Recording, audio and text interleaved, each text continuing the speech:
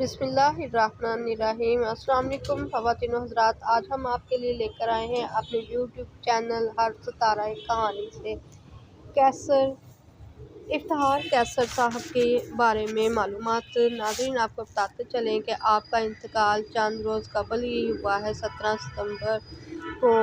तो आज हम आपको बताएंगे पाकिस्तान के सूबा खैबर पख्तूनख्वा में उर्दू, पश्तो और हिंदको ज़बान में सदारती अवार्ड याफ्ता फ़नकार और शायर इफ्तिखार कैसर इंतकाल कर गए थे। उनकी उम्र 61 बरस थी। अब मैं बोलूँ कि न बोलूँ के मुकालमे से दुनिया भर में शोहरत पाने वाले इफ्तिखार कैसर का फ़नी कैरियर तकरीबन 40 साल पर मुहित रहा। इफ्तिखार कैसर को ज़ियाबतीस और ब्लड प्रेशर था, जिसके बाद उन्हें वफ़ात से चंद रोज़ कबल ब्रेन हेमरेज भी हुआ था। इफ्तिखार कैसर का शुमार खैबर पख्तूनख्वा के उन फ़नकारों में होता था जो न सिर्फ सूबे के सतह पर मकबूल थे, बल्कि कौमी सतह के साथ साथ वो बैरूनी ममालिक में मुकीम पाकिस्तानियों में भी खासी शोहरत रखते थे।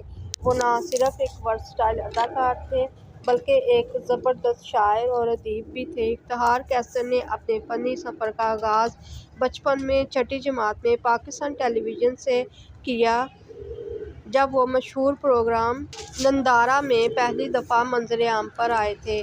ताहम उन्हें हकीकी शोहरत पेशावर टेलीविज़न के एक हिंदको प्रोग्राम देखता जानदारा से मिली, जिसमें उन्होंने एक मज़ाहिया अदाकार के तौर पर अपना लोहा मनवाया।